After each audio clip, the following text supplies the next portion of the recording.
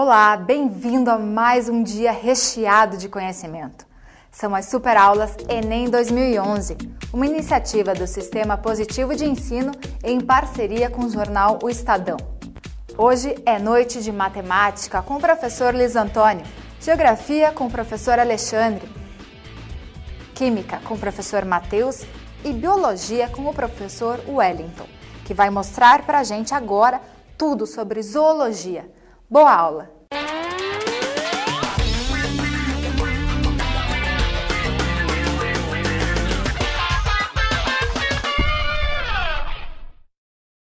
Vocês estão tendo muitas aulas, eu vou falar um pedaço da biologia, mais precisamente a gente vai fazer uma viagenzinha naqueles bichinhos da zoologia. O primeiro título que eu quero mostrar para vocês é a respeito de uma pesquisa muito recente, publicada pela revista de biologia da Unicamp. O título fala sobre a pesquisa que associa a polpa do açaí à transmissão da doença de Chagas.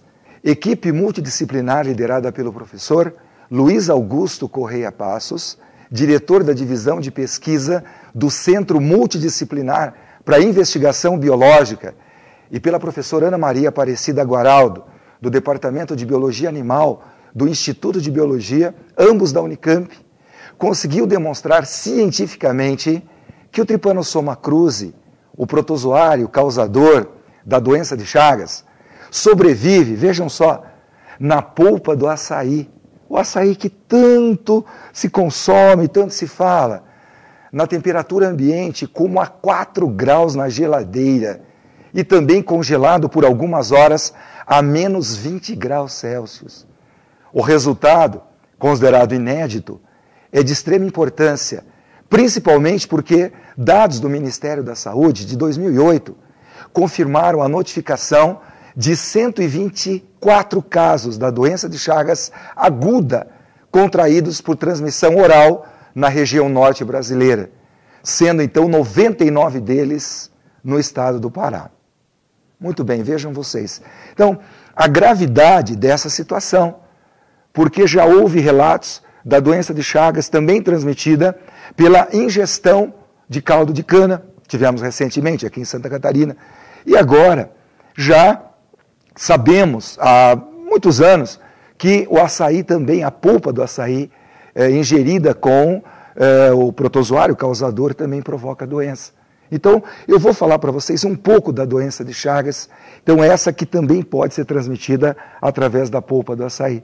Então, tem que se tomar muito cuidado com isso. Então, vejamos lá, falando sobre a doença. Quem causa a doença de Chagas é um protozoário. Protozoário, nós sabemos, não é animal, pertence ao reino protista. É um protozoário chamado Trypanosoma cruzi. Então, você pode aí verificar o protozoário, né, no sangue humano. Então, o protozoário é flagelado, chamado Trypanosoma cruzi, que é exatamente o agente etiológico, é o agente causador da doença. Já o vetor, isto é, o transmissor, é um inseto, não mosquito, e sim um percevejo, conhecido vulgarmente como barbeiro, chupança.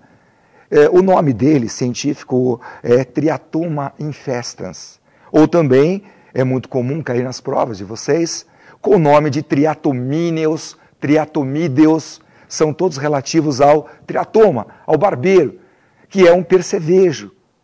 Então, ele, de fato, transmite, não causa. Ele é o vetor, ele é o transmissor, como vocês podem ver, esse inseto.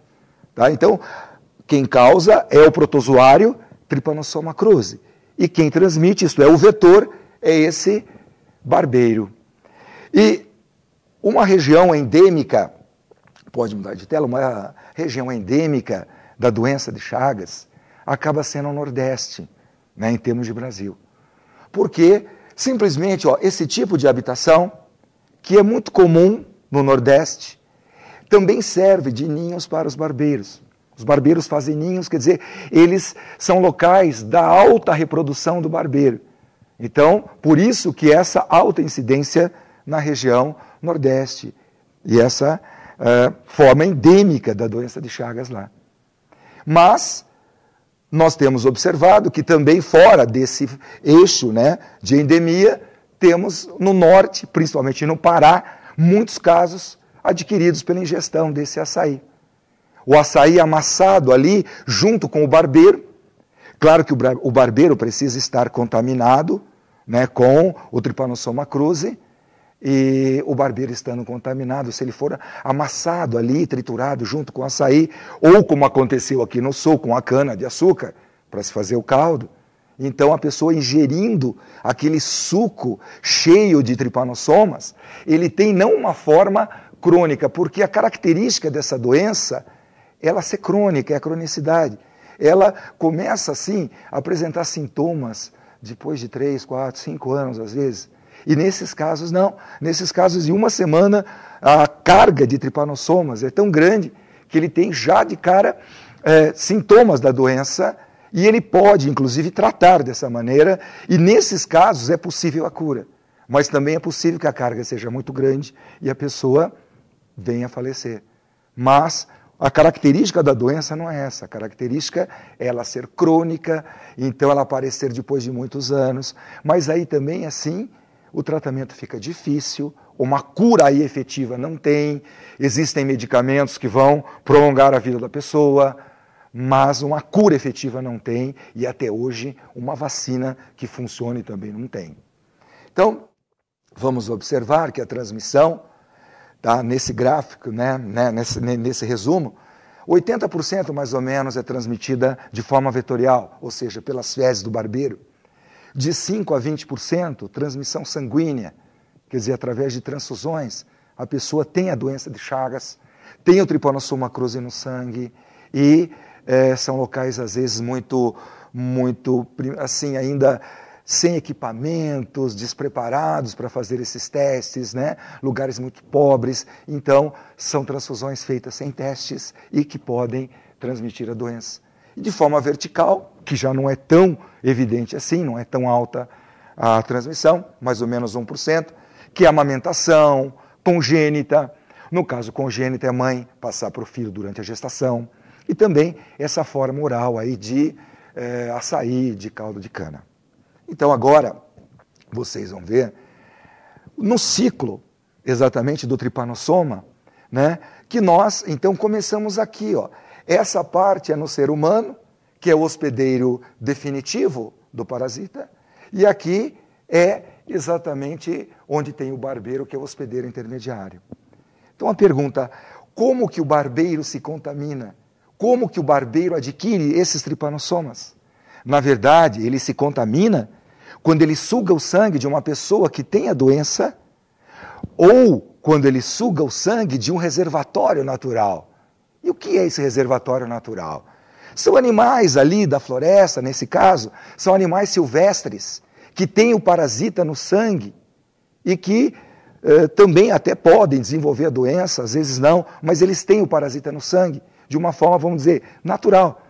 Então o barbeiro pode sugar o sangue de um macaco, de um gambá, de um tatu, de um morcego, e aí o barbeiro se contaminar. Então o barbeiro pode se contaminar de duas maneiras, ou sugando o sangue de uma pessoa doente ou de um reservatório natural. Portanto, quando ele se contamina, o Trypanosoma cruzi se reproduz no interior do barbeiro, como vocês podem perceber. É uma reprodução assexuada que ele faz. E aí, nas fezes do barbeiro, são encontradas umas formas compridas, como você vê aqui, ó. São as formas chamadas de Trypanosoma. As formas de Trypanosoma têm um flagelo comprido, justamente porque o barbeiro geralmente sai à noite, pica a pessoa no rosto, e aí deixa do lado as fezes contaminadas. Uma pessoa que esteja dormindo, tal, ao coçar, empurra as fezes contaminadas no local da picada, e aí o Trypanosoma penetra. Uma vez que ele penetra, ele atinge a circulação e sempre, todo parasita tem os seus órgãos de preferência. No caso do Trypanosoma cruzi, ele gosta muito do coração, é o órgão preferido dele. Também fígado, baço, esôfago, mas ele atinge principalmente o coração. Aí, quando ele se instala nas fibras cardíacas, ele assume uma forma já oval, uma forma mais oval, flagelo curto, porque ele não precisa mais se movimentar, ele chegou onde queria. Então ali ele faz os ninhos que a gente chama de leishmanias, tá? É a fase que ele vai danificar os tecidos, ele é um histoparasita, né? Então o local de preferência dele é de fato o coração, e aí ele assume a forma oval, que é a forma de leishmania. Portanto, na doença de Chagas, as formas de transmissão são essas, né? Os cuidados, né? Ou até algumas formas de profilaxia, que é você substituir aquelas casas de barro.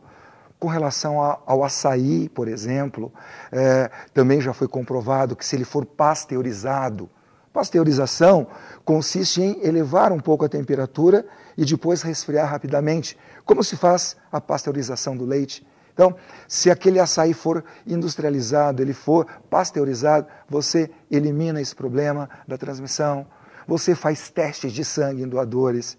Então, hoje são, né, esses os cuidados assim para se ter, combater os barbeiros, né, para se ter com a doença de Chagas. Ok? Então, vocês já fiquem espertos, esse é um tema importante, tá? Para o final do ano aqui, agora para as tuas provas, Enem, para os principais vestibulares do país, podem ter certeza, um assunto bacana para vocês. Outro assunto muito importante e que eu vou mostrar para vocês é uma passada geral nessa árvore filogenética, isto é, nessa árvore evolutiva. É muito importante que vocês tenham essa visão geral exatamente dessas passagens que aconteceram na evolução dos animais.